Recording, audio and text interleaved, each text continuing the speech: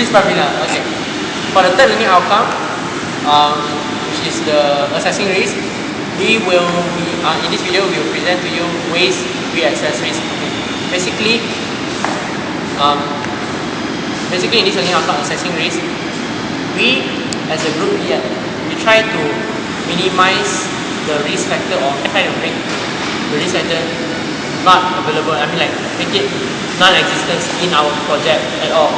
This is to prevent users from getting injured. So like we try to come up with every possible risk that may happen, any accident may occur. Then we find ways to solve the problem. So that, and this also will make the users be more fancy towards this machine, and then more people will buy it and stuff.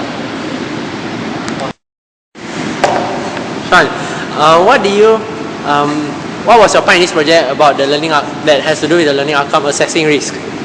My risk assessment included how high this bar should be on the bottle. Basically, this how much of the bar will cover the bottle so that the bottle does not fall down when it is operating, and also we do not waste material by consuming excessive amounts of metal bars. I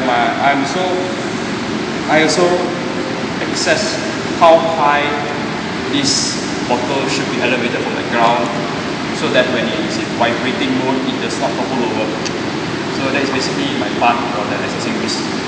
Okay, thank you. Okay, now, Elle, what's yours in this project?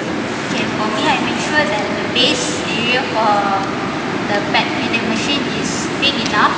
This is because as the container is full, it will be very, very heavy. So the base must be big enough so that it will not topple over. Okay, thank you.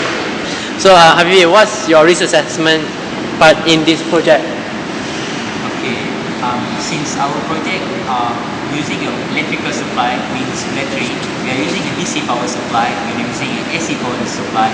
So the battery may runs out. So I'm thinking of using a backup battery. I mean, we thinking of using a backup battery because when we use a backup battery, if something goes down, something goes wrong, I mean, if the battery runs down, we can replace it by using backup battery. And when the backup battery is on, the circuit is on, so there will be a alarm system, an alarm system that will be connected into the battery that will remind the users, I mean the pet lovers, so that they will change the battery. So I think that's all assessing risk that I'm part of.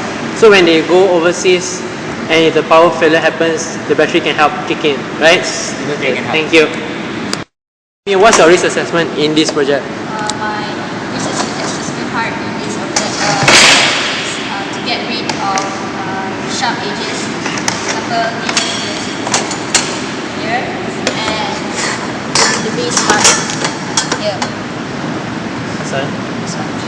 So after finish our project, so I'll find some ways to smoothen these sharp edges so that it is safer for the user.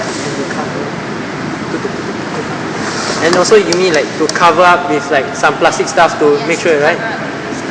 Okay, thank you, Amy.